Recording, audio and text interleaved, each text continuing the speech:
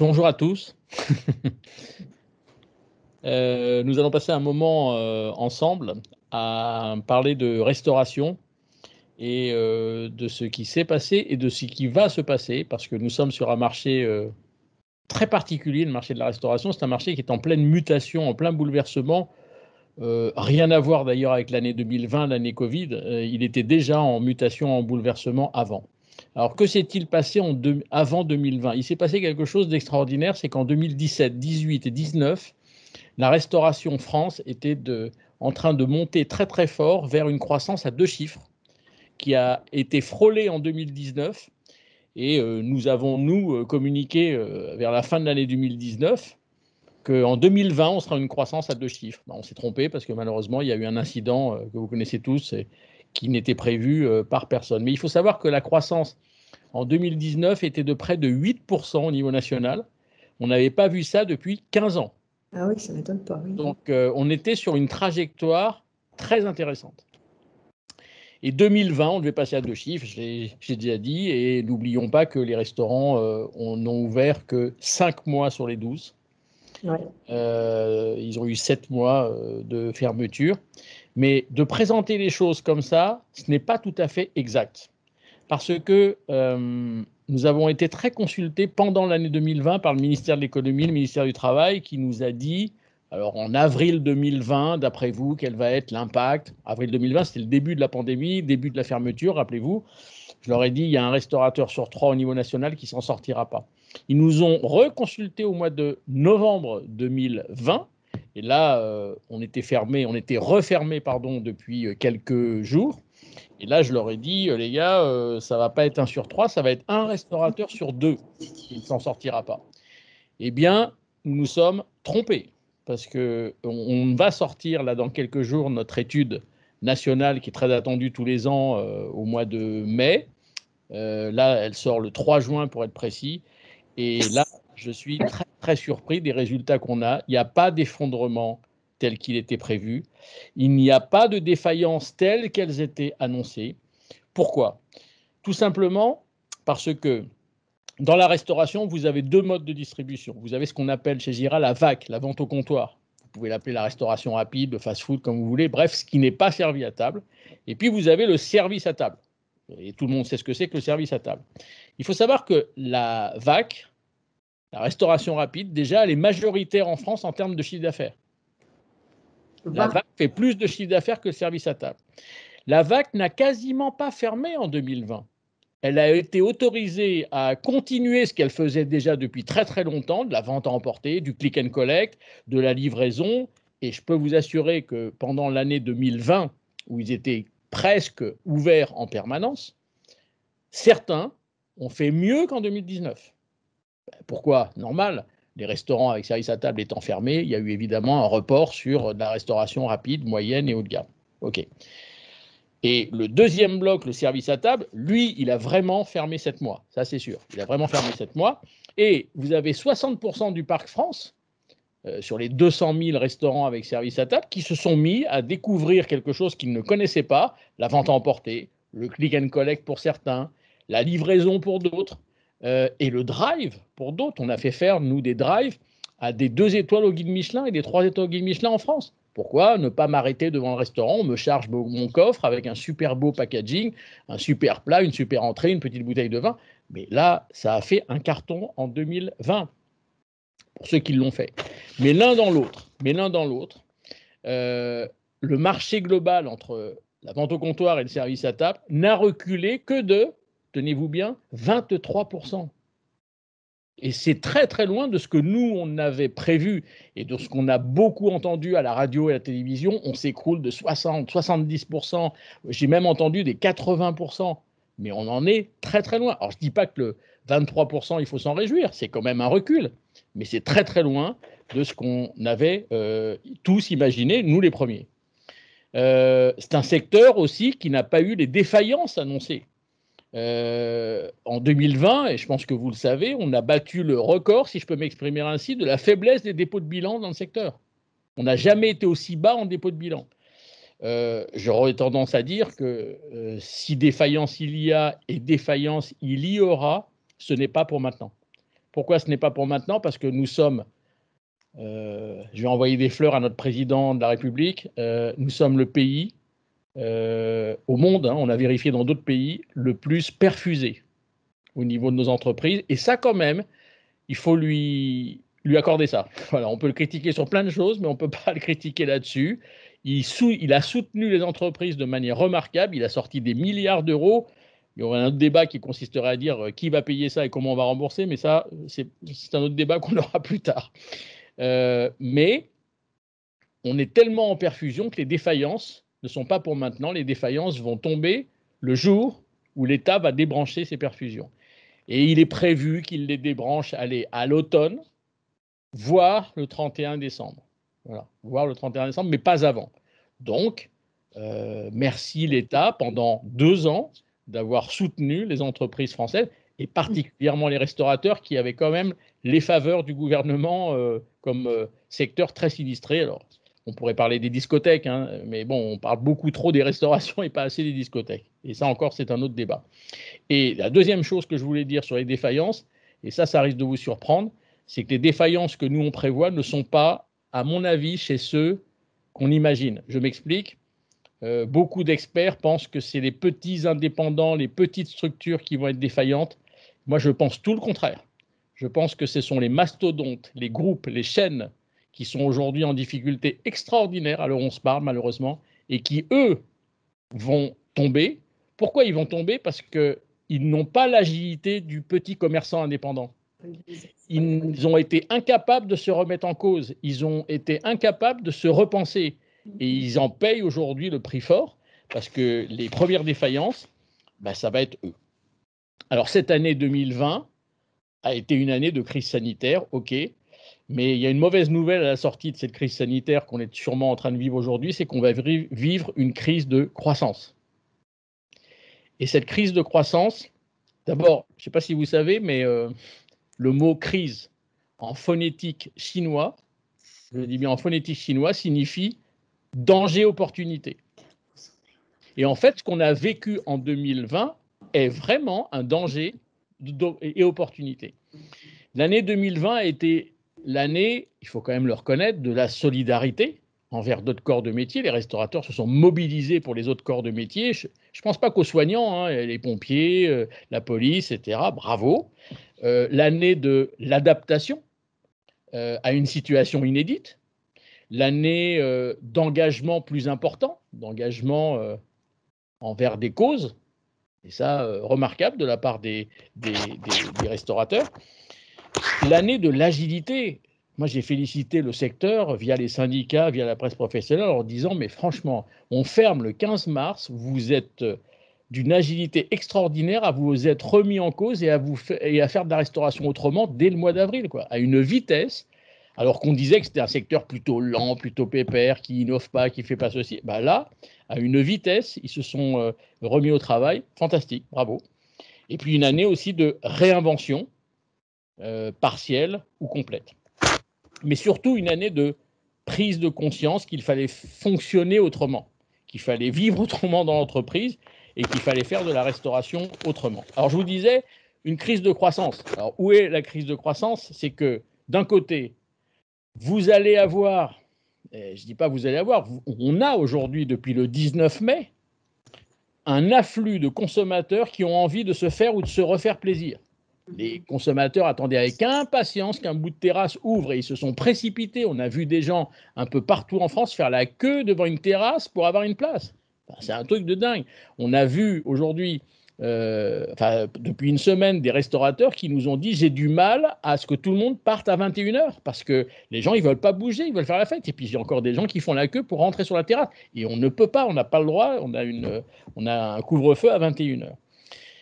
On va avoir des consommateurs qui vont vouloir passer plus de temps à se faire plaisir pour faire la fête. Donc, rester plus de temps à table déjeuner, plus de temps pour le dîner. Bref, plus de demandes, plus de clients, plus de couverts qu'avant, plus de chiffre d'affaires potentiel. Alors, vous allez me dire, où est la crise de croissance? C'est que malheureusement, on va avoir moins de personnel pour assurer cet afflux. On paye cash aujourd'hui cette pénurie de personnel qu'on a depuis 15 ans sur laquelle on n'a quasiment rien fait pour la combattre. Et là, on le paye cash aujourd'hui. Vous savez, pendant l'année 2020, vous avez des millions de Français, et probablement peut-être nous autour de cette table, là, qui se sont penchés sur leur vie, sur leur façon de vivre, sur là où ils habitent, sur leur job, etc. Et certains ont dit, moi j'arrête, hein, j'ai plus envie, j'ai envie de faire autre chose, et puis passons à autre chose, et puis déménageons, puis allons élever des chèvres, enfin je dis n'importe quoi, vous voyez ce que je veux dire, changer de vie. Eh bien, les deux secteurs sont très touchés par des gens qui ont voulu tourner la page. C'est comme par hasard le bâtiment et la restauration. Des métiers durs, des métiers pas très très bien payés, des métiers où on fait beaucoup d'heures, des métiers un peu pénibles, entre guillemets, etc. Et là, ça décroche. Aujourd'hui, au niveau national, on a fait un sondage la semaine dernière et la semaine d'avant sur un échantillon représentatif de restaurateurs. Vous avez les restaurateurs qui nous disent grosso modo, il y a entre 20 et 50% de mon équipe qui ne souhaite pas revenir. Entre 20 et 50% de mon équipe qui ne souhaite pas revenir. Mais c'est un drame. Vous vous rendez compte, vous avez plein de clients qui veulent rentrer sur votre terrasse et vous n'avez pas de personnel pour les accueillir et pour les servir. Moins de personnel.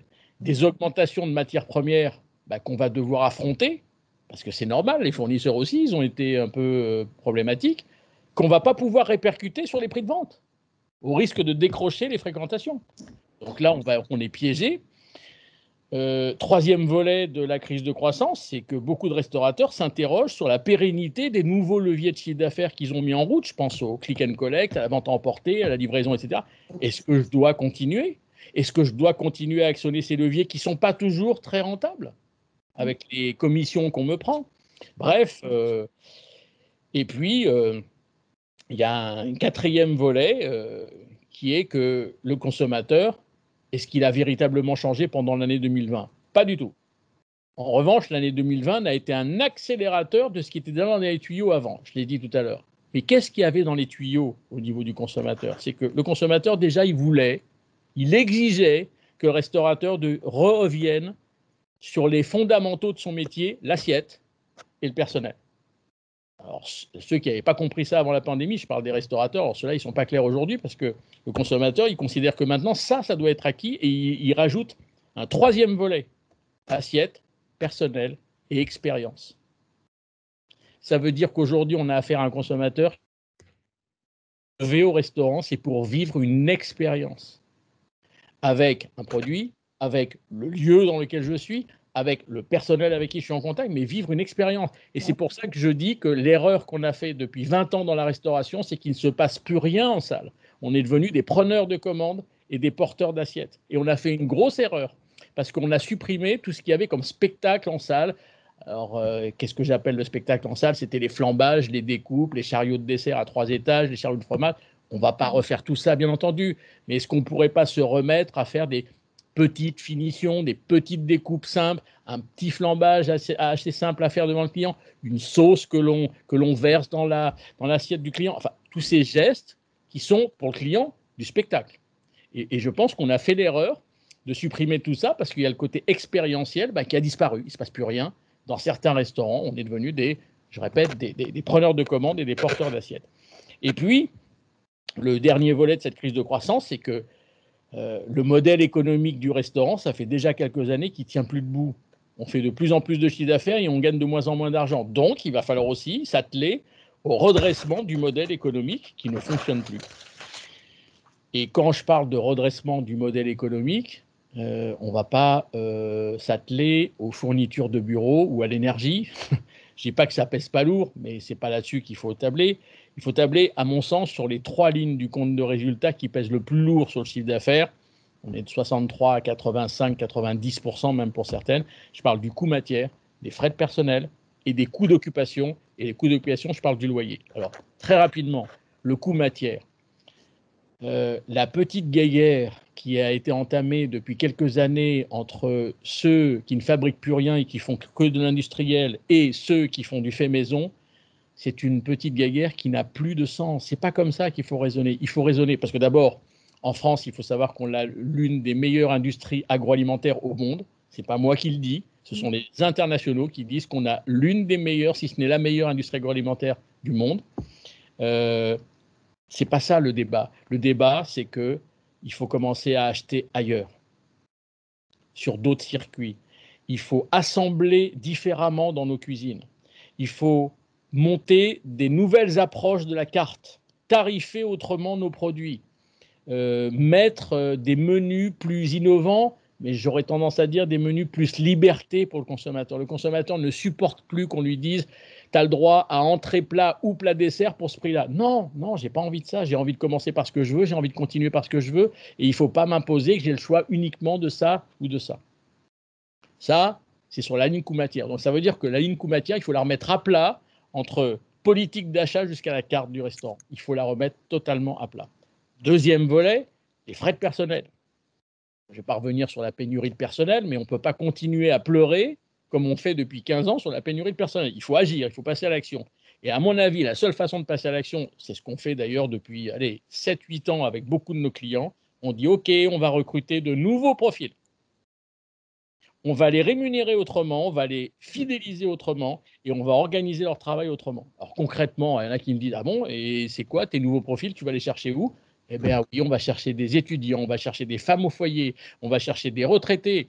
Alors il y a des opérationnels qui me disent « Mais attends, mais ces gens-là, ils ne savent pas tenir un rang, ils ne savent pas porter une assiette. » Et je leur dis « C'est vrai, ils ne savent pas tenir un rang, ils ne savent pas porter une assiette. » Maintenant, quand quelqu'un me dit ça, je lui dis eh « Écoute, tu vas me dire ce que tu préfères. Est-ce que tu préfères un pro de la salle qui sait tenir un rang de 25 à 30 personnes et qui sait porter 5 assiettes et qui fait la tronche, ou tu préfères quelqu'un qui ne sait porter que 2 assiettes, qui est la banane, qui est bienveillant et qui est accueillant et qui dit bonjour mesdames, bonjour et messieurs, qu'est-ce que je peux faire plaisir pour vous aujourd'hui? Qu'est-ce qui vous ferait plaisir aujourd'hui dans le...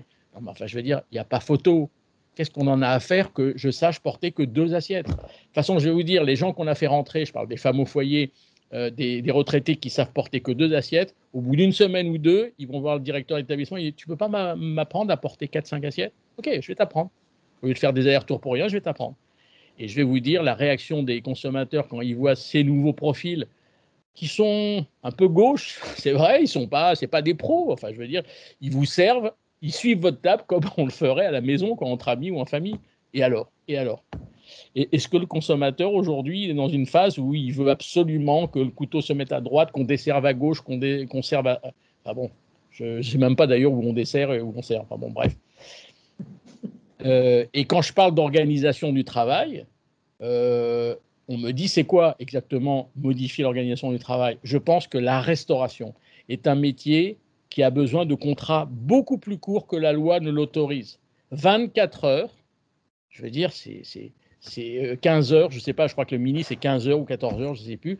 Nous, on a fait signer des contrats à nos clients de 7 heures, de 9 heures, de 12 heures, à condition que les deux parties signent, c'est tout. Il faut que les deux parties soient d'accord. Et je vais vous dire, on parle de pénurie de personnel, des gens qui n'ont pas envie de bosser dans la restauration. Proposer à des femmes au foyer, proposer à des retraités, qui sont plutôt des retraités et eux que des retraités et d'ailleurs, au passage, des contrats de 7 heures, 12 heures, etc. Vous allez voir, les gens ils vont dire « Ah oui, moi je prends. Mais attention, je travaille que le midi parce qu'à 16 heures, il faut que je sois à l'école. Je travaille que le midi parce que le soir, je vais être avec mon mari ou avec ma femme. Je ne travaille pas le week-end ou alors le week-end, je travaille que le samedi mais pas le dimanche. » Pas de problème. Dis-moi quand tu veux bosser, je m'adapte, moi en tant que commerçant. Et je peux vous assurer que quand on renverse la vapeur comme ça, soudainement, il y a moins de pénurie de personnel. C'est bizarre quand même. Il y a moins de pénurie de personnel. Et le troisième volet, c'est l'emplacement. C'est ce que j'appelle donc les coûts d'occupation.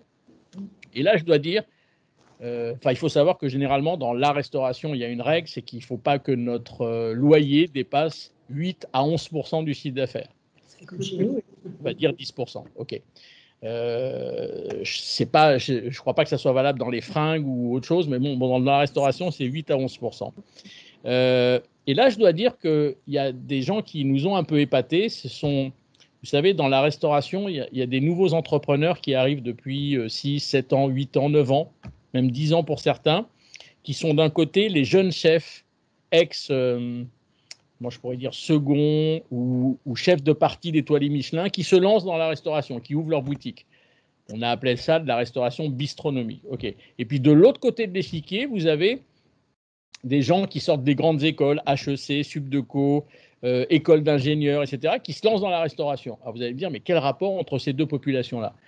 Le rapport qui existe entre ces deux populations-là, c'est que billes en tête, ces gens-là modifient le modèle économique parce qu'ils ont compris que le modèle économique ne fonctionne plus. Alors, bistronomie, en 10 secondes, Ces gens-là ouvrent des établissements beaucoup plus petits pour avoir une réelle, sincère proximité avec le client. Ce n'est pas que les cuisines sont ouvertes, c'est qu'on se demande si on ne mange pas dans la cuisine ou s'ils ne font pas la cuisine dans la salle. Et compte tenu que ça ne suffisait pas, ils virent les nappes, ils dépareillent la vaisselle, on n'est plus en blanc, noir, avec le nœud pape un peu coinsouille, on est en jean, basket, polo. Et on a même des établissements bistronomiques avec tatouage et piercing. Et là, vous avez la haute gastronomie qui dit « Oh là là, au sacrilège, ça ne se fait pas ». Mais qui a dit que ça ne se faisait pas? Qui a dit ça? Pas le consommateur. Ces gens-là sont pleins du 1er janvier au 31 décembre. Qui a dit que ça ne se faisait pas? OK. Et de l'autre côté de l'échiquier, c'est là où je voulais en venir en ce qui concerne l'emplacement. Je me rappellerai toujours quand 2 gars d'HEC viennent me voir il y a 8 ans en me disant « J'ai envie de monter un restaurant italien » et qui me disent « Est-ce que la théorie qui consiste à dire l'emplacement, l'emplacement, l'emplacement est toujours une bonne théorie ?» Je dis ben oui les gars, un restaurant dans la forêt, ça n'a pas de sens. Ils me disent « Non, je pense que tu te trompes parce que c'est une théorie qui n'a plus de sens. » Et quand je leur ai demandé d'explication, ils me disent « Tenez-vous bien, si on achète un fonds de commerce de 2e ou 3e catégorie. Donc, on n'est pas sur un top emplacement, on est la rue derrière ou la rue perpendiculaire. OK. Mon fonds de commerce va être plus bas, mon loyer va être plus bas, donc mon seuil de rentabilité va être plus bas. Et à ce moment-là, je me suis un peu fichu d'eux en leur disant vous avez des super profs à HEC, les gars. J'aurais pas dû me ficher d'eux parce que leur phrase n'était pas terminée. Ils rajoutent, virgule, si nous sommes vraiment très très bons, si nous devenons un lieu de destination, les gens viendront nous chercher là où nous sommes. J'ai trouvé ça un peu présomptueux. Je leur ai dit, vous savez, cette phrase que vous venez de citer là, je connais que 27 personnes en France qui sont capables de la citer. Ils m'ont dit, c'est qui les 27? 27, 3 étoiles au guide Michelin. À 3 étoiles, tu peux le mettre au 8e sous-sol, au 3e étage, dans la forêt. Et il y en a eu un d'ailleurs dans les Vosges.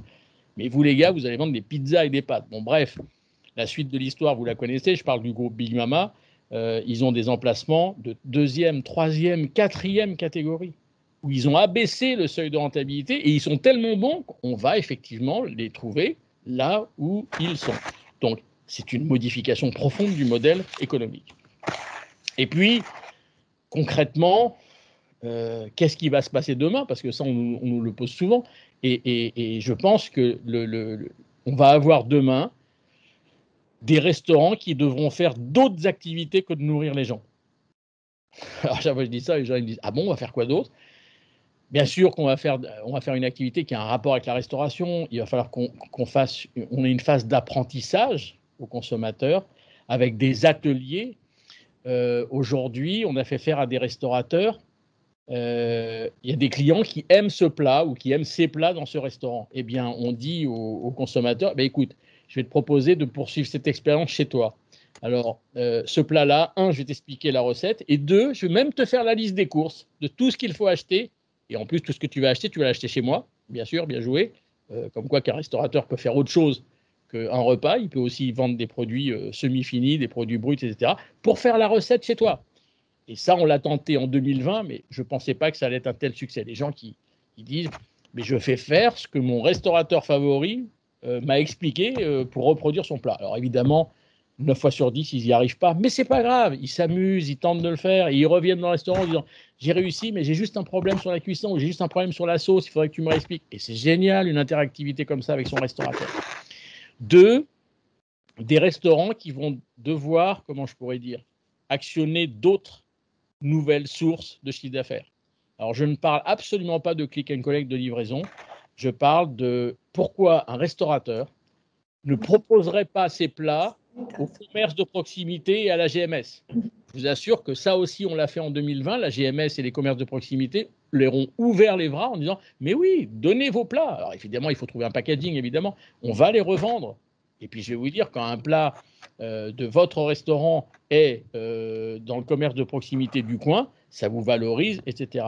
Pourquoi un restaurateur ne proposerait pas ses services à des hôtels qui en ont, excusez-moi l'expression, un peu marre dans la restauration? Alors déjà, ça fait 10 ans qu'ils traînent ça comme un boulet, mais alors là, c'est l'apothéose. Il y en a qui ne veulent plus entendre parler de la restauration, qui est un pan, un centre de profit qui est déficitaire. C'est pas dans leur gène, c'est pas dans leur trip, etc. On a envoyé des restaurateurs, sollicité les hôteliers autour, et tous ont dit « mais oui, prends la restauration, mais tu me prends tout, hein, tu me prends mon petit-déj, mon déjeuner, mon after-work et mon dîner ». Et oui, allons-y, on sous-traite la restauration aux restaurateurs du coin. Et on s'appelle un hôtel, etc.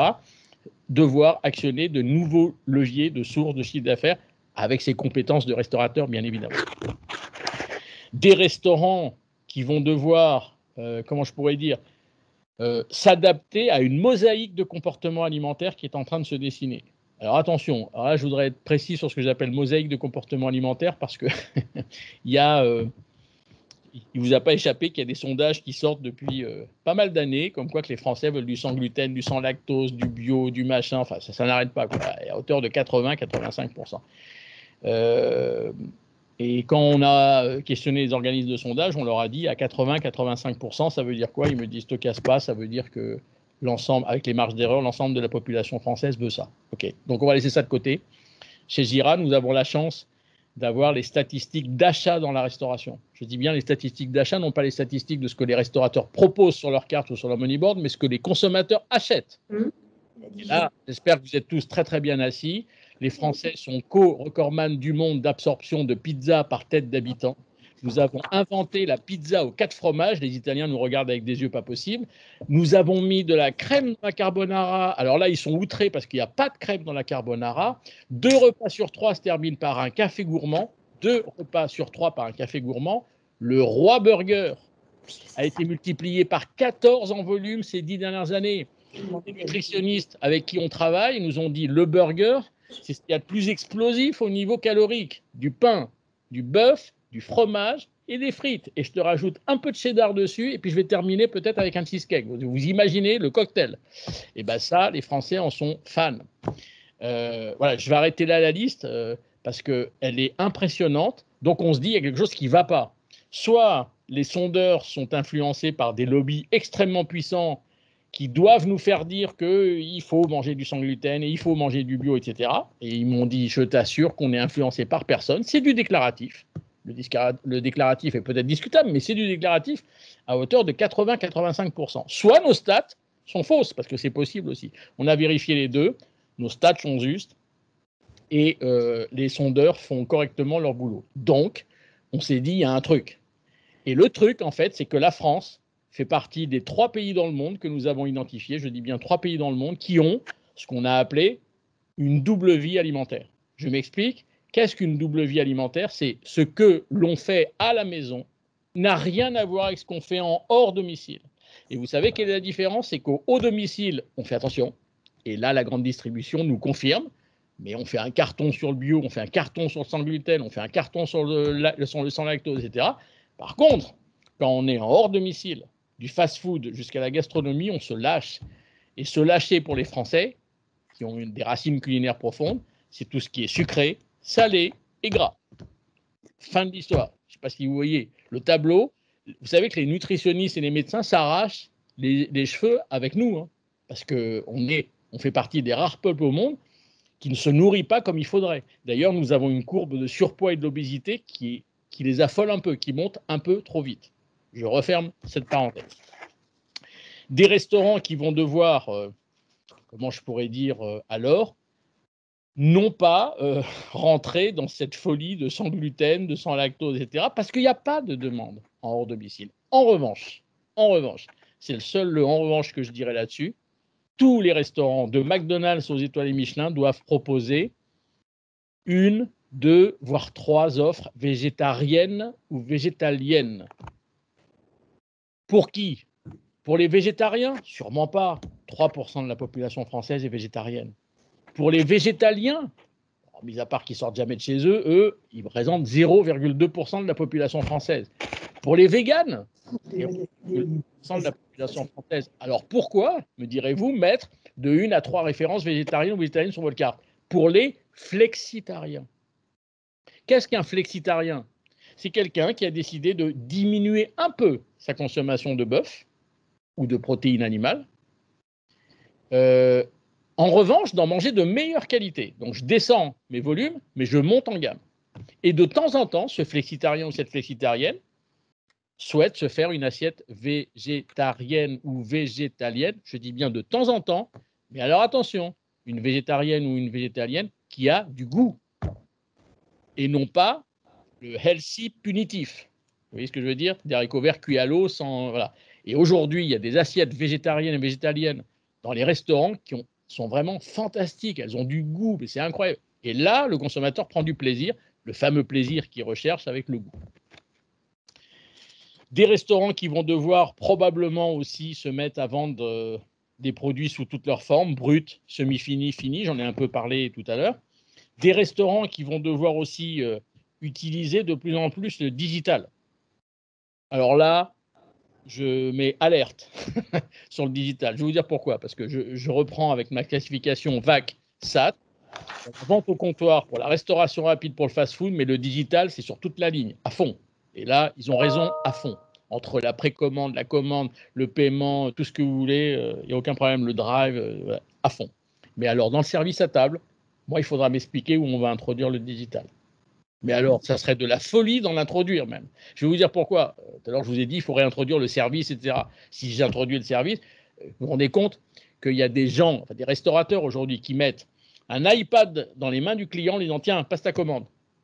Là, le jour où on fait ça, c'est la fin de la restauration. Parce que si on me donne un iPad dans les mains, mais autant je reste à la maison et que vous me livrez mon plat à la maison. Enfin, je veux dire, il n'y a plus de service, il n'y a plus rien.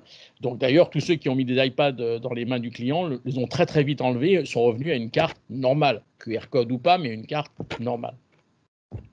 La seule séquence qui va être digitalisée dans la restauration avec service à table, c'est le paiement. Mais je vais vous dire, elle va généraliser non pas dans la restauration avec service à table, dans toutes nos relations commerciales. Notre future carte bleue, qui est vouée d'ailleurs à disparaître, les organismes financiers nous ont dit que d'ici 3-4 ans max, il n'y aura plus de carte bleue, bah, c'est notre téléphone, évidemment. Et en plus, le téléphone a un avantage sur la carte bleue, c'est que si on vous vole la carte bleue, eh ben, on a le crypto derrière et je peux faire des achats sur Internet. Si on se fait voler notre téléphone, il est inutilisable. Parce que le paiement se fait par reconnaissance faciale. Donc, à moins de vous couper la tête, je ne vois pas comment pouvoir payer avec un téléphone.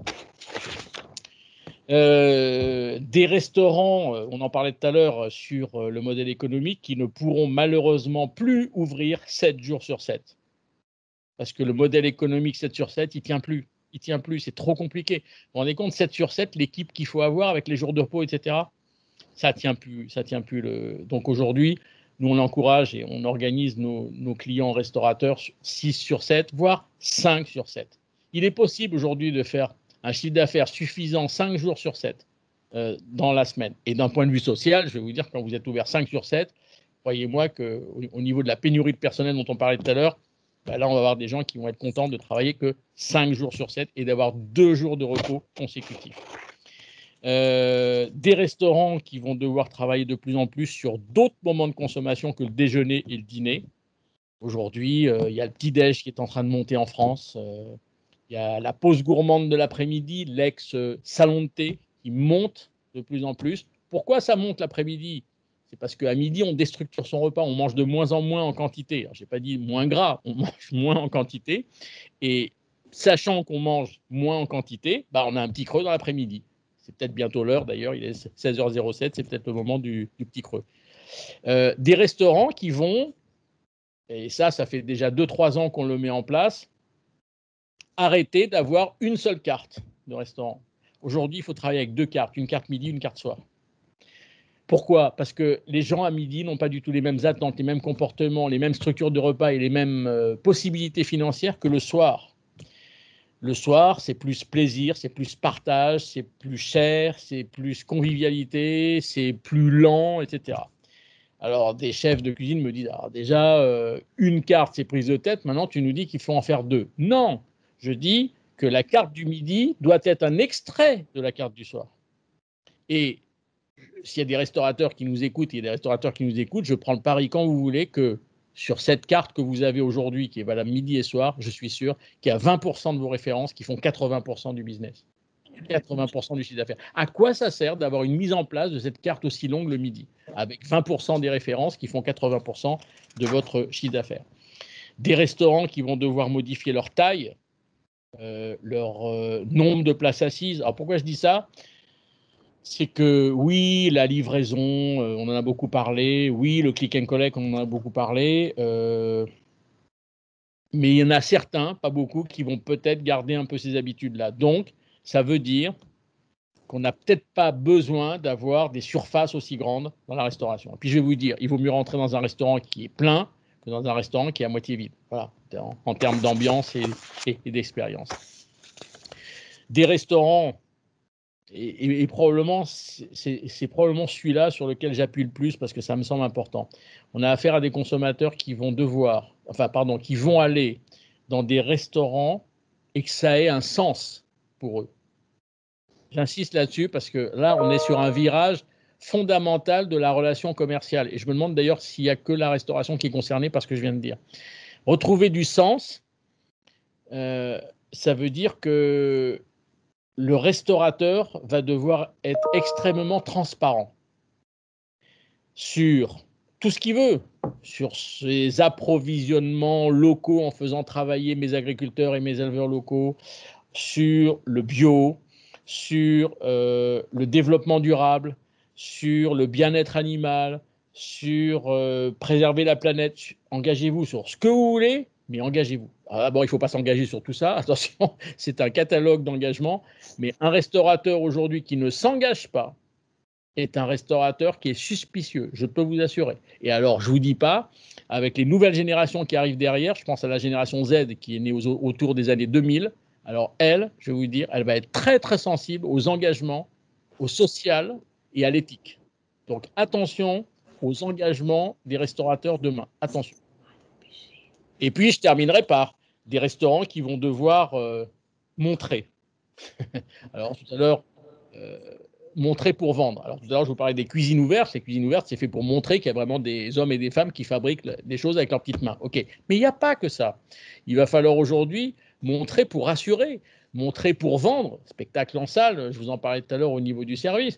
Il y a un truc que je ne comprends pas dans beaucoup de restaurants, c'est que vous savez, quand on vous a débarrassé votre plat principal, allez, 8 fois sur 10, il y en a qui me disent « Ah non, t'exagères ».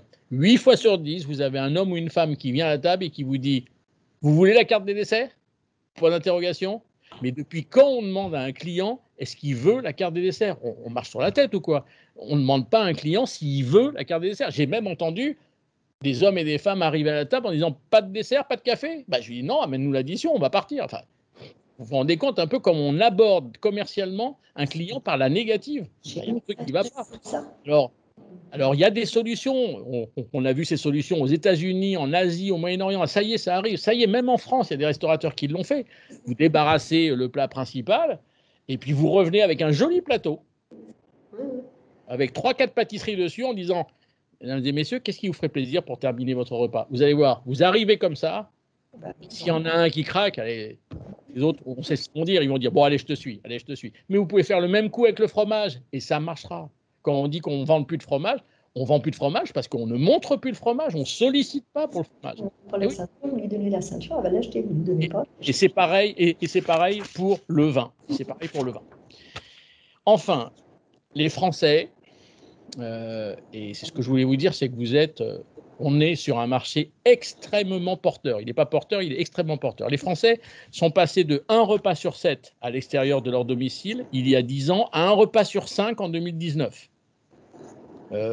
Hors pandémie, puisque 2020, pour l'instant, on ne l'a pas, puis ça serait biaisé. Donc, on s'est arrêté à 2019, 1 sur 7 à 1 sur 5 en l'espace de 10 ans. Il faut savoir que les Italiens sont pas très très loin, les Espagnols également, à 1 repas sur 4 hors de leur domicile. Les Britanniques sont loin devant, à 1 repas sur 3 à l'extérieur de leur domicile. Et alors, les champions du monde, c'est les États-Unis, qui sont, eux, à 1 repas sur 2 à l'extérieur de leur domicile. Je m'amuse toujours à dire que quand une mère de famille américaine dit à ses enfants « à table », tout le monde saute dans la voiture. Je plaisante, bien entendu. Je ne sais pas si l'écart qui existe entre 1 repas sur 5 aujourd'hui en France et 1 repas sur 2, sachant qu'on consomme 11 milliards de repas à l'extérieur de notre domicile, il y a des financiers et des exploitants qui ont vite fait le calcul. Si on passe de 1 sur 5 à 1 sur 3, voire 1 sur 4 même, c'est incroyable. Cela va se poursuivre sans pour autant, évidemment, atteindre le 1 sur 2 américain. Et pourquoi? Pour 2 raisons. On n'atteindra pas le 1 sur 2 américain parce que ça aussi, ça risque de peut-être vous étonner, c'est que ça fait déjà 5-7 ans qu'on est en train de vérifier quelque chose qui va peut-être vous étonner, c'est qu'il y a franchement un pays au monde qui ne s'américanise pas au niveau de l'alimentation et de la restauration, c'est vraiment la France. Nous sommes sur une voie et sur une trajectoire totalement inverse, totalement inverse. Alors, à chaque fois que je dis ça, c'est un peu provoque, parce qu'il y a des gens qui me disent « Ah non, non, non, je ne suis pas d'accord, parce que regarde McDo, le carton qu'ils font en France. » McDo fait un carton en France depuis qu'en 2005, il y a 15 ans, ils ont décidé de se franciser à mort. Ils se sont désolidarisés du fast-food américanisé. Ils ont confortabilisé les intérieurs. Ils ont travaillé avec les éleveurs français. Enfin, c'est le seul restaurateur qui expose au salon de l'agriculture. C'est un truc de fou quand même. Donc, il n'y a aucun concept américanisé qui fonctionne à l'heure où nous parlons sur le territoire français. J'aurais même tendance à dire, il y en a qui sont arrivés avec les gros bras américains et qui ont vite replié bagages, ils sont partis. La France est un pays qui revient à ses traditions, à ses valeurs et à ses fondamentaux. N'américanisons pas la restauration, on serait sur une très très mauvaise voie. Et la deuxième question qu'on me pose souvent, c'est comment tu peux être sûr qu'on va continuer à nous nourrir à l'extérieur de notre domicile? Parce qu'on a deux paramètres sous nos yeux. Le premier, c'est que le taux de retour à domicile le midi en semaine en France s'écroule partout. S'écroule partout. Nous rentrons de moins en moins déjeuner à la maison le midi en semaine dans un cadre actif. Pourquoi? Parce que j'ai pas le temps, parce que je suis tout seul, parce qu'il n'y a rien dans mon frigo, parce que j'ai ma pause déjeuner qui s'est réduite. J'ai plein de raisons pour lesquelles je ne rentre pas. Je vous prends un exemple. On a pointé une ville, alors, pas Paris, parce que Paris n'a aucun intérêt. Le taux de retour à domicile est de 0,8%. Mais par contre, on a pointé une ville comme Limoges, qui était à 80% de taux de retour à domicile il y a 10 ans, qui est aujourd'hui à 50% de taux de retour à domicile. Même une ville que vous traversez en 8 minutes en voiture, on ne rentre pas à la maison. Donc le business de la restauration le midi est explosif. Il va continuer à grimper. Et le soir et le week-end, c'est une autre histoire. Et ça aussi, ça risque peut-être de vous étonner, c'est que les Français savent de moins en moins cuisiner. Et c'est vraiment, vraiment pas prêt de s'arranger. Donc ça veut dire que le business de la restauration, le soir et le week-end, waouh, on peut y aller et ça va être explosif. En conclusion, nous sommes sur un marché toujours porteur qui va reprendre de la croissance vers une forte croissance en 2021 et une très forte croissance dès 2022. Il faut s'y préparer. Il y a quelques petits réglages à faire, mais il faut surtout s'y préparer et y croire parce que ça va arriver. Ça arrive déjà depuis une semaine avec le 19 mai. On va monter d'un cran le 9 juin quand on va ouvrir les intérieurs, toujours à 50%. Le 30 juin, quand ça sera open bar et sans jauge, alors là, on va encore monter d'un cran. En plus, il va commencer à faire sérieusement beau et on va passer un été qui va être supérieur à l'été 2020.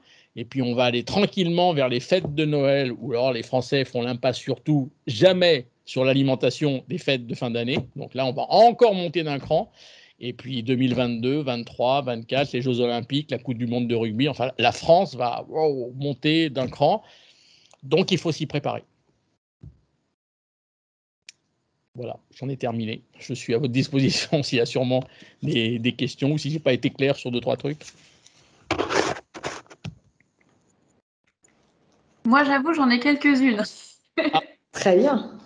je savais bien, Viola. Déjà, j'ai cru que vous alliez oublier la partie végétarienne. Alors, je lutte quand même pour que nos restaurateurs, voilà, mettent une partie végétarienne, pas pour forcément pour les végétariens, mais pour ne pas perdre de clients, notamment. Pour le coup, il y a un point, puisqu'en 2020, on a quand même beaucoup cuisiné chez nous. Vous dites les Français ne savent pas cuisiner, mais ils ont quand même beaucoup appris, surtout avec des émissions. On a vu des émissions de Cyril Lignac, où les gens ont noté les recettes, etc. Est-ce qu'on ne va pas plutôt avoir justement des gens qui savent mieux cuisiner, donc une augmentation de l'exigence quand même du client? C'est tout le contraire, Yolène. Je suis Ah, désolé de vous contredire, mais c'est tout le mais non, contraire. mais ça m'intéresse. Alors d'abord, l'audience de Cyril Lignac sur la 6 en 2020 pendant ses recettes, elle est sur 66 millions de personnes, elle est archi faible. D'autre part, ceux qui ont regardé ces émissions ou ceux qui regardent Top Chef ou ceux qui se sont remis à cuisiner, alors, on va commencer par ceux qui regardent Top Chef, Le Meilleur Pâtissier, etc., sont des gens pour qui ces émissions, c'est du spectacle. Exactement, divertissement. Le glaçage qu'il fait, par le nappage, la façon dont il émince ses oignons. Alors, je suis impressionné. J'éteins la télé, je vais me coucher, mais il n'en reste rien derrière. Je ne sais pas si vous vous rendez compte. Je serais curieux de savoir on ferait un tour de table, là, qui est capable d'arriver à la cheville du moindre concurrent du meilleur pâtissier. Vous vous rendez compte ce qu'ils font et on nous dit que c'est un mécanicien, une fleuriste et une infirmière. Non, mais c'est pas sérieux. C'est des pros de la pâtisserie, ces gens-là. C'est bon. Donc, c'est du spectacle pour nous qui sommes dans notre canapé, on n'y connaît rien.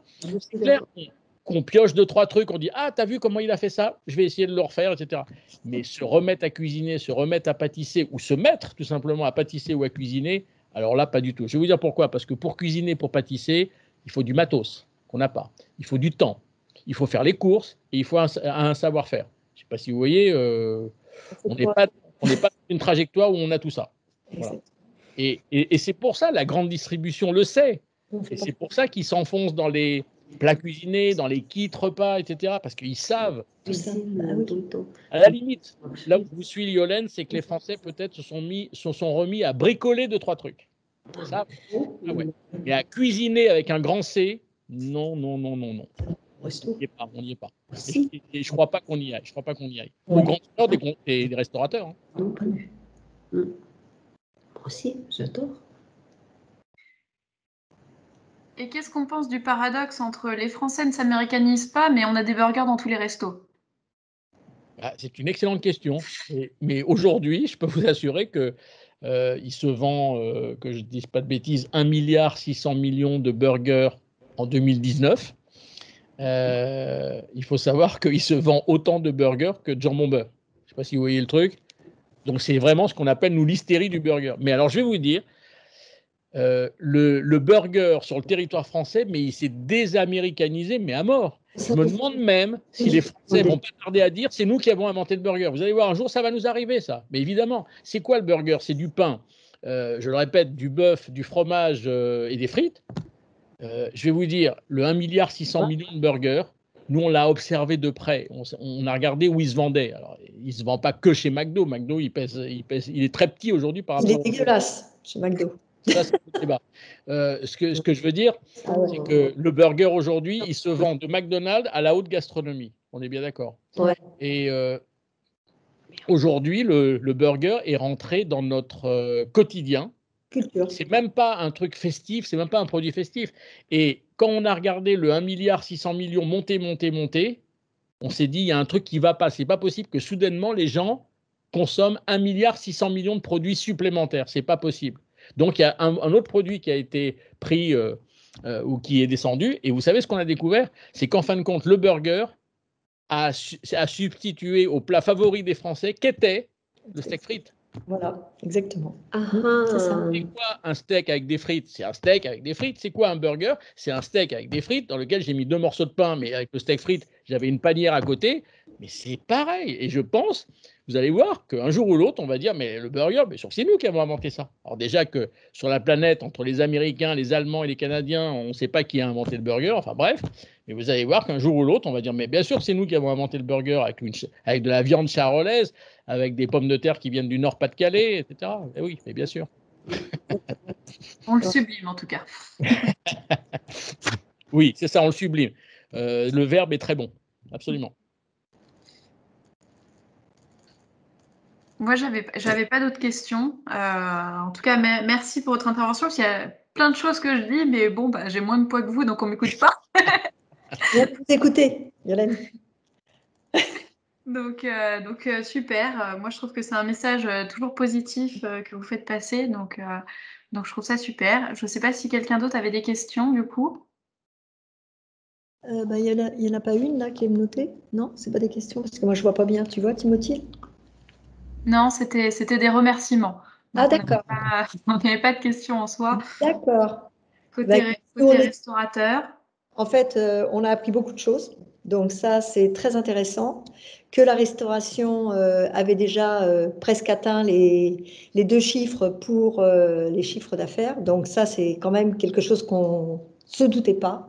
Donc ça, c'est bien. C'est dommage qu'il y ait eu cette pandémie, mais peut-être aussi ça va redonner le goût aux Français de ressortir et de retourner au restaurant. De toute façon, c'est les premières demandes que l'on a à chaque fois. Quand on nous dit, quand je vais ressortir, qu'est-ce que vous allez faire? On va aller au restaurant. Donc, bon, on voit que de toute façon, ça va redémarrer en force. Et que les restaurateurs ainsi que les cafetiers, hein, c'est pareil, ont fait beaucoup d'efforts pour leur terrasse, pour recevoir le client. Et aujourd'hui, on s'aperçoit aussi qu'on va revenir à nos fondamentaux dans l'accueil, chose qui avait été oubliée. Je suis tout à fait d'accord avec ce que vous dites dans la façon d'accueillir le client et de le servir et de l'étonner. Parce que le client, il a besoin aussi d'être étonné. Donc, on peut prendre tous les secteurs d'activité dans le commerce. Et je pense qu'aujourd'hui, on a une grande remise en question de notre comportement à nous en tant que chef d'entreprise. Et un brief qu'on va faire aussi beaucoup, on est de plus en plus sur le brief aussi qu'on fait à nos salariés. Parce qu'on les a mal éduqués finalement. Et on s'aperçoit qu'on ne leur a pas donné les fondamentaux ni les valeurs qui étaient les nôtres il y a quelques années.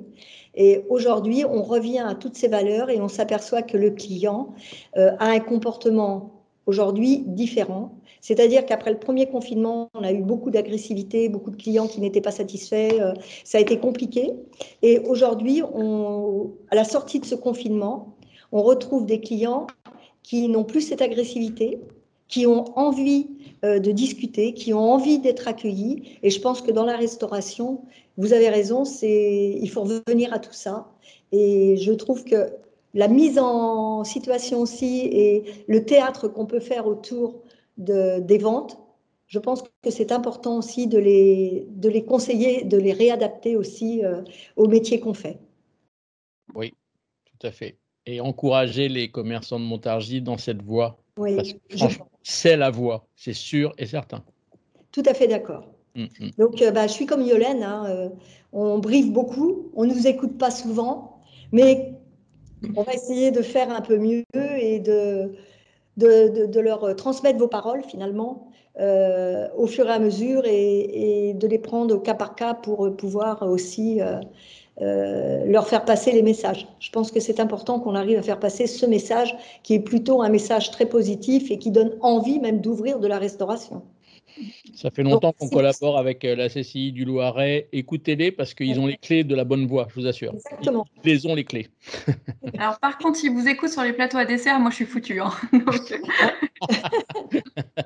il y avait une observation de Madame Eng dans le fil de conversation de Gaëlle qui disait effectivement, certes, les clients vont avoir envie de parler, de retrouver le contact avec les chefs d'entreprise, avec les restaurateurs. Par contre, est-ce qu'il y aura le temps voilà, pour discuter, pour échanger quand vous allez être dans le coup de feu, quand vous allez être… Voilà. Comment on fait? Non, Camille, Gaëlle a complètement raison. On n'aura pas le temps, mais je suis désolé de dire ça, mais il va falloir le prendre le temps. Eh ouais, parce que le client va beaucoup attendre ça, de reprendre un véritable contact et un contact sincère. Pas un contact commercial en disant ça a été, bonne soirée, au revoir monsieur, dame. Non, c'est pas ça le contact. C'est pas ça le contact. C'est le problème du français de dire toujours qu'il n'a pas le temps. Oui. En fait, là, il faut le prendre le temps, franchement. On a le temps de dire le petit mot, de discuter 5 minutes. Enfin, je veux dire, on peut prendre le temps et entre deux plats, c'est facile de pouvoir donner un petit mot à tout le monde. Vous savez, des fois, un mot ou deux, ça prend 5-6 secondes. Hein. Ouais. Eh ouais. Mais un mot qui touche vraiment la personne avec qui vous êtes en face. Et là, ça fait toute la différence d'un point de vue commercial. Exactement. Moi, j'ai un patron qui m'a répété pendant des années, quand je disais j'ai pas le temps, il me disait non, tu ne prends pas le temps. Voilà. C'est vrai que ça change tout. C'est exactement ça. J'ai tout le temps. Et avec les clients, il faut prendre le temps. C'est vrai. Oui. Parce qu'il ne faut pas oublier que dans l'entreprise, c'est le client qui nous fait vivre. Hein. C'est lui qui a la carte bleue. Hein. Même si elle doit disparaître, demain, il aura le téléphone, mais c'est quand même le client qui paye. Hein. Et dans tous les secteurs d'activité, hein, ce n'est pas propre à la restauration, hein, c'est partout. Le grand respect du client. Oui. Et l'attention qu'on peut lui apporter surtout. Effectivement, ça remet le client au centre et ça, c'est pas un mal. On est bien d'accord là-dessus. On avait un peu oublié ça, pour certains. Je crois que certains l'avaient oublié. Oui. Moi, j'avais plus d'autres questions, j'en vois plus d'autres. Merci beaucoup, Bernard, pour votre intervention. Merci de m'accueillir. C'était très agréable. Merci. Et puis alors, si vous voulez rester, je vais donner la main plutôt à Camille qui va nous faire la petite checklist numérique, tout ce qu'il faut faire pour la réouverture. Bernard, si vous avez des obligations, je vous libère aussi, il n'y a pas de souci. Je vais devoir malheureusement vous laisser parce que j'ai une autre visio qui va enchaîner. Ça marche. Merci de m'avoir accueilli quand vous voulez dans le Loiret et quand vous voulez à Montargis aussi. Je pense que oui, c'est une très bonne idée. Avec plaisir. Voilà, les filles vous donneront mes coordonnées. Travailler avec vos commerçants, c'est bien aussi de travailler, vous savez, en présentiel. C'est bien les visios, mais des fois, il faut travailler ensemble, en face à face. Voilà. Ouais, moi, je suis vieille France un peu, donc j'aime bien le présentiel. Mais chez nous, on a de quoi recevoir et on a de quoi faire et de recevoir plusieurs commerçants à la fois. Donc, effectivement, on va envisager ce côté-là. Justement, on était en train de chercher ce qu'on allait faire pour les restaurateurs. Donc, on va essayer de mettre plusieurs choses en place. Et entre autres, une intervention comme la vôtre, effectivement, ça me semble tout à fait faisable. Avec plaisir. Merci Camille, merci Yolène, merci à tous et à très bientôt. Merci à vous. Merci. Au revoir. Au revoir. Au revoir. Alors, Camille, je partage le PowerPoint et je te laisse la main. Je te laisse la main au niveau de la technique. L'idée, effectivement, cet après-midi, c'était de vous redresser en une quinzaine, vingtaine de minutes la checklist, voilà, de manière simple et concrète de ce à quoi il faut penser du point de vue numérique en termes d'outils et en termes effectivement de messages à faire passer dans le cadre effectivement de la réouverture. Est-ce que tout le monde voit bien le PowerPoint? Ça marche, Yolène. Impeccable. Moi, je ne vous vois plus, mais tu peux passer à la diapo suivante. Donc, effectivement, première chose à penser et première chose à faire, c'est de mettre à jour vos points de contact numériques, c'est-à-dire les outils auprès desquels vos clients vont s'informer, vont se renseigner quant à votre date d'ouverture, quant à vos horaires également d'ouverture. Et là, il n'y a pas de mystère. Un incontournable, ça reste la fiche établissement de Google My Business, qui est finalement, vous le savez, hein, cet encart que l'on a en haut à droite de votre moteur de recherche Google et qui est consulté dans 90% des requêtes qui sont réalisées sur Internet.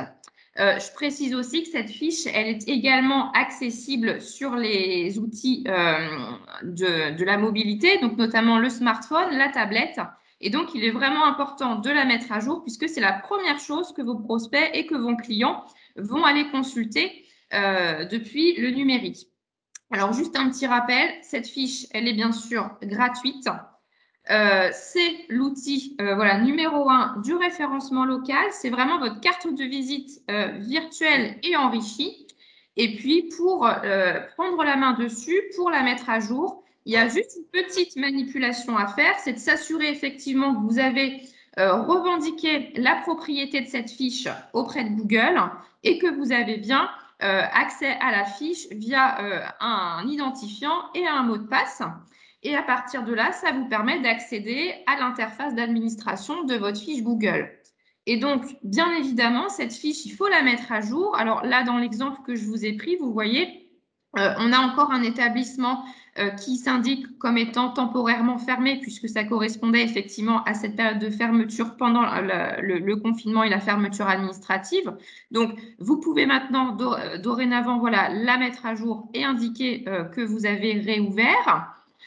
Pensez aussi à préciser, hein, si vous maintenez certains services que vous aviez mis en place pendant le confinement, pendant la fermeture administrative. Est-ce que vous maintenez la livraison? Est-ce que vous maintenez le click and collect? Donc, tout ça, ces services, vous pouvez aussi les préciser à nouveau sur cette fiche. Et puis, précisez également, voilà, vos horaires sur la fiche. Peut-être ont-ils évolué, vos horaires d'ouverture, vos horaires de fermeture, pour tenir compte notamment des couvre-feux et également les horaires de la pause méridienne. Voilà, si tout ça, ça a évolué, eh bien, faites les mises à jour sur votre fiche Google. Regardez aussi votre fiche Google puisque depuis peu, il y a la possibilité, en plus des avis, des notations qu'iront mettre vos clients, il y a maintenant la possibilité d'aller mettre des questions.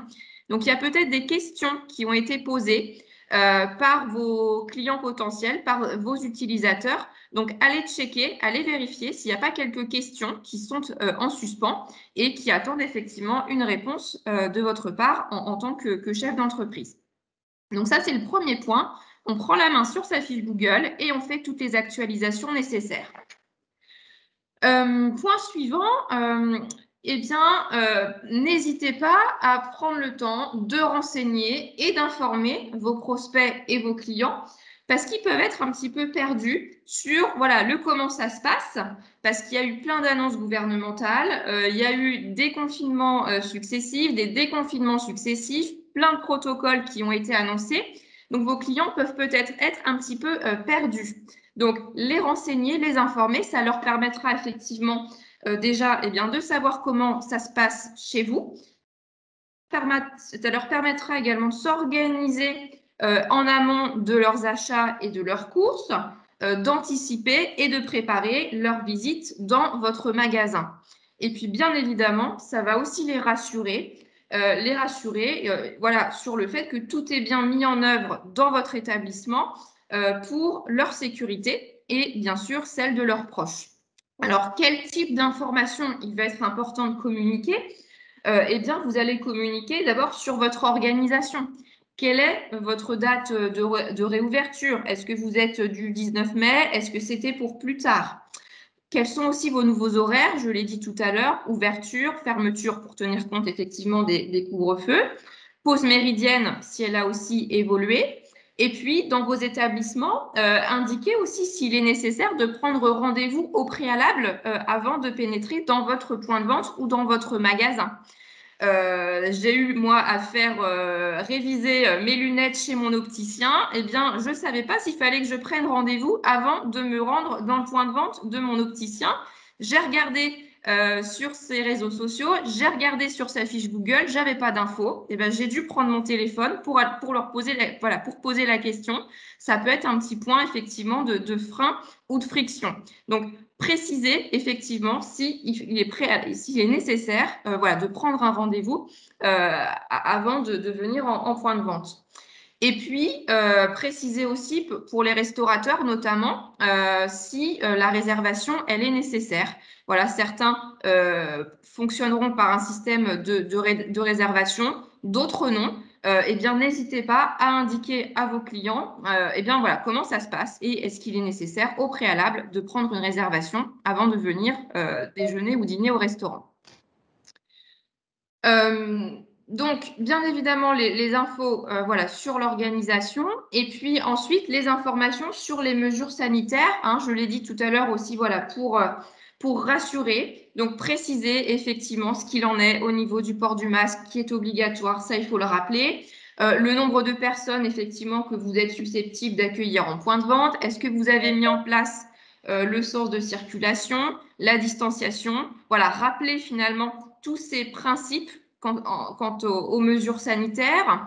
Si vous êtes effectivement un commerce de vêtements, d'habillement, bah, précisez aussi, voilà, est-ce que les clients auront accès aux cabines d'essayage, sous quelle modalité? Voilà, indiquez vraiment tous ces éléments d'information sur les mesures sanitaires que vous avez adoptées. Ça permettra voilà, de rassurer vos clients.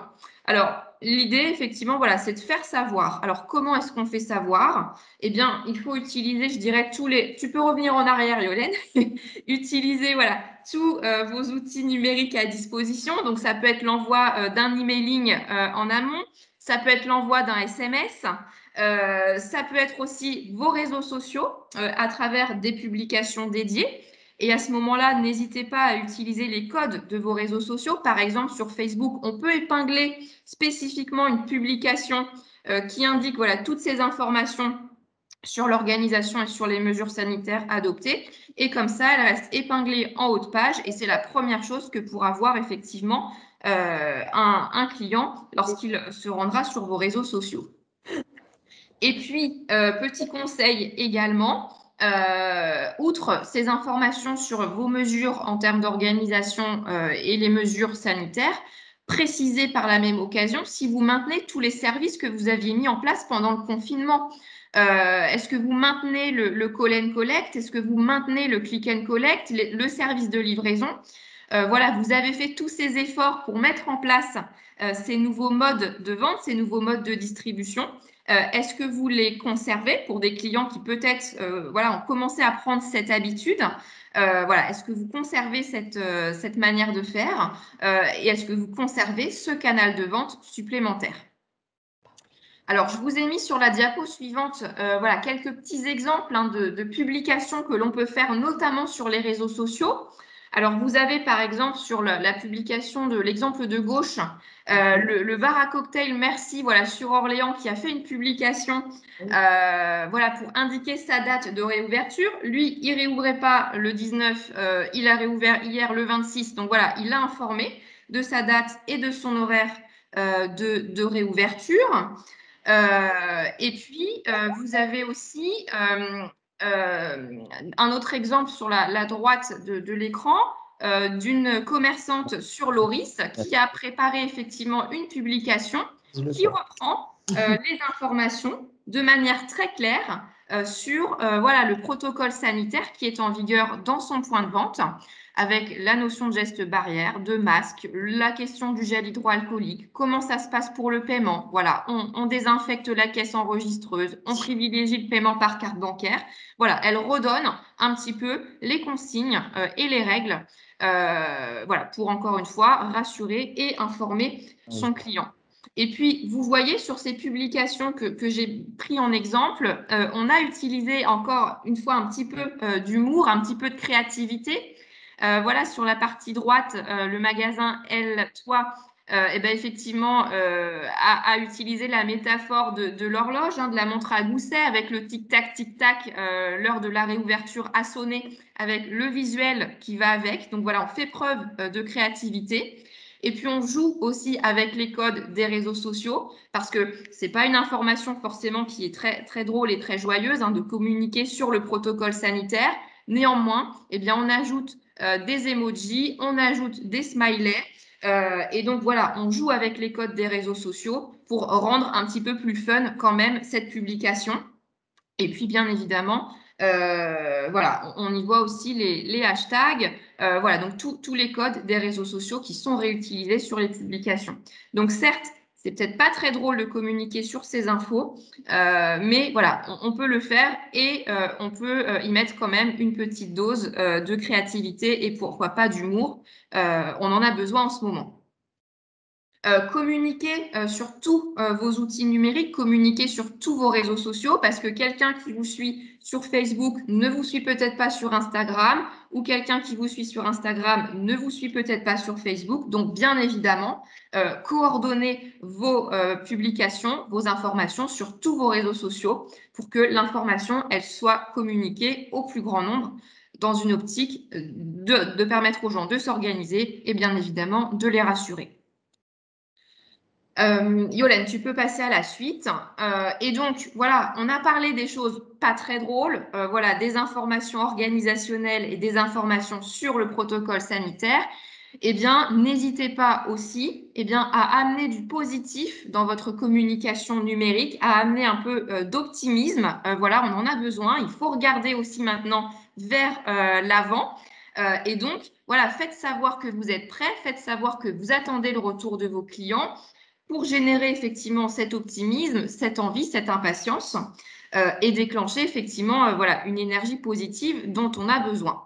Donc, une fois effectivement qu'on a passé les informations sur son organisation et le protocole sanitaire, eh bien, la vie reprend. Donc, on va pouvoir effectivement parler de ces produits, de ces nouveautés. Hein. Est-ce que vous avez mis en place une nouvelle carte, un nouveau menu au niveau du restaurant et ça, effectivement, bah, faites-le savoir.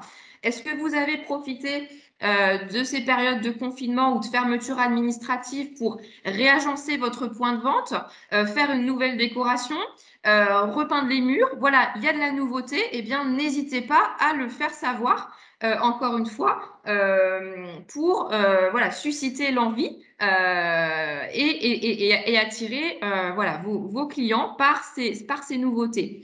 Et puis, bien évidemment, s'il y a des opérations commerciales qui sont prévues, il faut communiquer dessus. Et puis, n'hésitez pas aussi à vous appuyer, et le mois de mai et juin est riche en événements, donc capitalisez sur ce qui arrive dans les événements de l'année, la fête des mères, la fête des pères, pour faire aussi une communication en lien avec ces événements de l'année. Et puis, n'hésitez pas aussi à insister sur les coulisses de l'entreprise, voilà, l'envers du décor, les préparatifs que vous êtes en train d'effectuer sur la réouverture. Donc, Yolène, tu peux montrer la diapo d'après. Vous verrez effectivement que dans les exemples que je vous ai mis, le magasin Coquenando à Orléans qui vend effectivement des fleurs et de la décoration florale. Voilà, la gérante a fait des travaux de décoration et d'agencement de son point de vente. Et ben, elle a fait voilà, une petite photo, une petite publication voilà, pour informer en temps réel de ces travaux qu'elle avait entrepris. Donc, elle informe sur les nouveautés.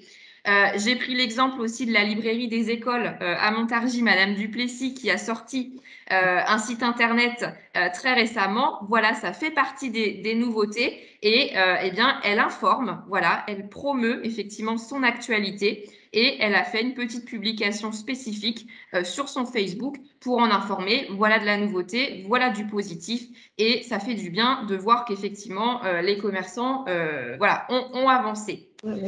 Et puis, effectivement, n'hésitez pas aussi voilà, à informer sur les nouveautés, sur ce qu'on va trouver en point de vente. C'est le cas du magasin Cause voilà, à Orléans, je vous ai pris, qui, sur sa publication, eh ben, indique qu'il est très heureux d'accueillir à nouveau ses clients. Et puis, il indique ce qu'on va trouver, les collections printemps qui arrivent, également les idées cadeaux pour la fête des mères et la fête des pères. Voilà une publication, effectivement, qui amène de l'énergie positive et qui va, voilà, encore une fois, passer un petit message sur ce qu'on va trouver dans le magasin. Et puis, un autre exemple aussi, les Tivier, boutique de décoration, voilà, qui avait fait une jolie publication pour annoncer sa réouverture avec de l'énergie positive. Voilà, ravie de vous retrouver. Et elle avait pris voilà, la petite ardoise, le petit écriteau avec effectivement voilà, ouvert du mardi au samedi. Voilà, avec c'est très visuel et elle annonce effectivement qu'elle est prête. Donc là aussi, il y a plein de moyens de faire passer ces infos avec un petit peu de créativité. Voilà, préparez vos publications et allez-y voilà, pour alimenter vos réseaux sociaux. Il y a de la matière, il y a des choses à dire. Il faut effectivement voilà, juste y penser. Mais vous avez plein de choses à dire. Et puis, dernier point, en ce qui concerne effectivement le numérique, alors c'est peut-être plus spécifique aux professionnels de la restauration, mais pensez aussi à mettre en place vos outils dématérialisés, donc plus spécifiquement effectivement pour les débitants de boissons, les restaurateurs, voilà, pour limiter les contacts physiques, eh bien, et respecter bien sûr le protocole sanitaire, la possibilité de utiliser votre menu, votre carte, par la mise en place effectivement d'un QR code. Donc le QR code qu'on va pouvoir soit mettre sur la table voilà, dans un plexi, hein, ou alors effectivement vous allez pouvoir le coller ou le scotcher effectivement sur les tables de vos clients. Donc le QR code, le principe, hein, le client scanne avec son smartphone et il va être redirigé vers votre menu en ligne via l'URL de votre menu. Donc bien évidemment, le préalable, c'est que votre menu il soit déjà en ligne, qu'il soit déjà dématérialisé. Donc le plus simple, ça peut être de mettre en place un fichier PDF ou d'orienter vers votre page de site internet ou vers votre menu qui est affiché sur votre page Facebook. Mais voilà, déjà le préalable, c'est ça, c'est mettre en ligne le menu et ensuite vous irez copier, coller l'URL de votre menu dans un outil qui s'appelle un générateur de QR code et qui vous permettra voilà, de créer, de générer ce fameux QR code que vous pourrez ensuite découper et afficher. Alors, je vous ai mis sur la diapo quelques exemples de générateurs de QR code qui sont gratuits. Donc, je vous en ai mis 3 et qui vous permettront voilà, de faire vos QR codes, mais aussi de personnaliser vos QR codes avec un petit visuel, avec votre charte graphique. Voilà, on peut faire aussi des jolies choses dans la personnalisation. Et puis, vous verrez, je vous ai mis aussi sur la diapo un petit lien justement qui vous redonne bien le tuto, le tutoriel pour comment voilà, créer son QR code dans le cas où effectivement on est restaurateur et qu'on a besoin de digitaliser son menu. Et puis, un petit mot peut-être, Yolène, mais je vais peut-être te laisser la main sur le cahier de rappel voilà, qui va être obligatoire dans le cadre du protocole sanitaire. Cahier de rappel qui peut être au format papier hein, à l'ancienne, mais que vous pouvez aussi digitaliser via le numérique. Et bien sûr, ça va limiter les points de contact voilà, avec le numérique. Et bah, voilà, on est 0 papier, donc on sera un petit peu plus recyclage et écolo. Bon, tu as presque tout dit, Camille. Effectivement, ça va être une obligation à partir du 9 juin. Vous pouvez l'avoir papier, vous pouvez l'avoir numérique. L'avantage du numérique, c'est que effectivement, on réduit les déchets et on ne passe pas de papier de main en main, donc on est super Covid.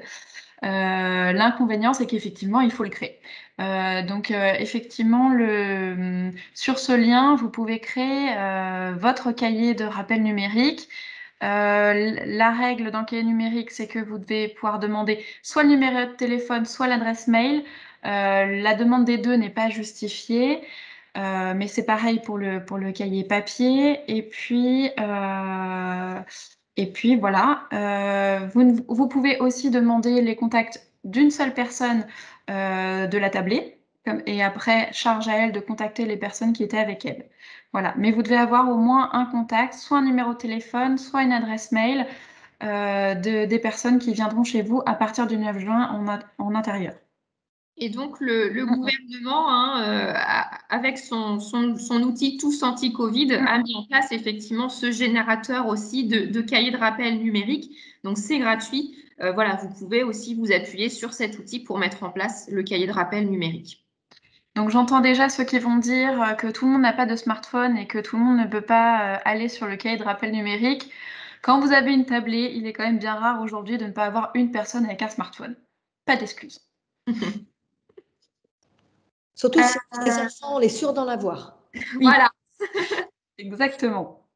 Alors, voilà pour ce point. Juste un petit rappel pour les commerçants, les restaurateurs qui auraient engagé des dépenses numériques et qui auraient fait appel à un prestataire. N'oubliez pas de faire éventuellement une demande de chèque numérique. Si vous avez effectivement engagé des dépenses de création ou de refonte de site internet, des dépenses en référencement de votre site internet, vous avez peut-être aussi acquis ou investi dans un nouveau logiciel de caisse ou dans un nouvel outil numérique, solution de réservation, prise de rendez-vous, et qu'effectivement derrière il y a une facture d'un prestataire, n'hésitez pas à solliciter le chèque numérique du Conseil régional Centre-Val de Loire et ou celui du gouvernement, quoique les deux sont cumulables. Donc voilà, c'est un chèque numérique qui est d'un montant forfaitaire, hein, donc c'est une somme que vous percevrez qui est d'un montant de 500 €. Alors, pour les critères d'éligibilité, voilà, il faudra bien aller vérifier sur le site internet que je vous ai remis sur le lien, voilà, si vous êtes bien éligible au dispositif, puisque sont principalement visées quand même les petites entreprises qui ont fait l'objet notamment de fermetures administratives sèches pendant les périodes de confinement. Et puis, les demandes, elles se font en ligne à chaque fois, voilà, sur un portail spécifique qui n'est création de votre compte et qui va nécessiter de joindre ensuite la facture de votre prestataire numérique pour que votre dossier soit instruit par la région et par l'État et effectivement que votre dossier soit étudié avant de vérifier que vous pourrez percevoir voilà, cette somme. Mais voilà, il y a deux dispositifs. de chèques numériques d'un montant forfaitaire de 500 € et qui peuvent prendre en charge tout ou partie de dépenses engagées auprès de vos prestataires. Voilà, donc renseignez-vous et passez pas à côté, voilà, si vous pouvez en bénéficier.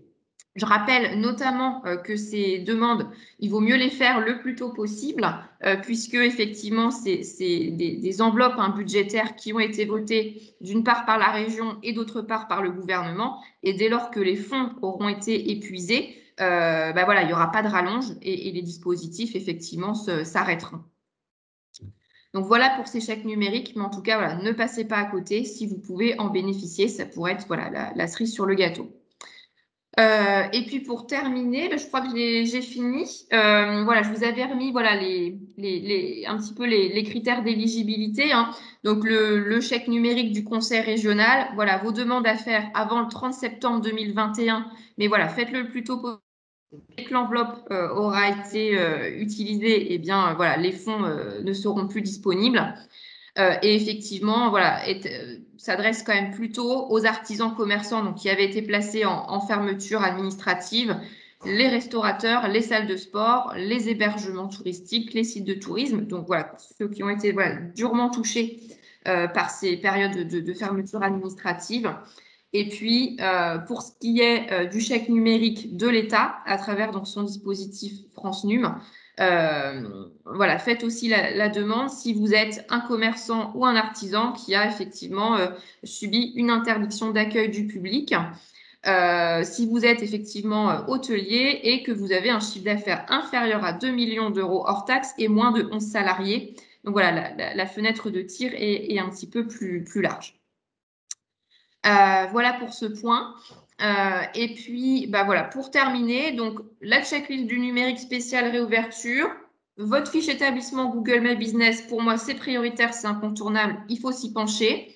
Vos réseaux sociaux, bien sûr, Facebook, Instagram notamment. Et puis, voilà, vos outils dématérialisés, le QR code, le cahier de rappel pour les débitants de boissons, les restaurateurs et les salles de sport. Et puis, ne pas oublier un petit détail, parce qu'on s'y est confronté notamment avec les collègues conseillers. Pensez à votre répondeur téléphonique. Pensez à écouter voilà, tous vos messages vocaux. Pensez à vider votre répondeur téléphonique qui est peut-être plein à craquer et qui déborde. Et puis, n'hésitez pas aussi à remettre en route votre boîte vocale, votre message d'accueil sur la boîte vocale. Personnalisez-le. Indiquez là aussi que vous réouvrez. Indiquez là aussi vos informations, vos horaires, vos points de contact dans ce message téléphonique si jamais effectivement de nouvelles personnes tombaient sur votre répondeur. Voilà. Pour cette petite checklist. Et puis, pour vous préciser également que Yolène, moi-même, mon collègue Fabien, ma collègue Véronique, sur le service commerce tourisme de la CCI, on est à votre disposition pour tout besoin, toute question sur le sujet du numérique. Et on a bon espoir de pouvoir revenir prochainement en terre montargoise et de pouvoir déplacer de nouveau parce que nous aussi, la visio et le distanciel, voilà, Voilà. ça a ses limites. Et on est toujours ravis d'intervenir à vos côtés, chers commerçants, chers restaurateurs et chefs d'entreprise. Donc, n'hésitez pas à faire appel à nous. Eh bien, merci, c'était très clair.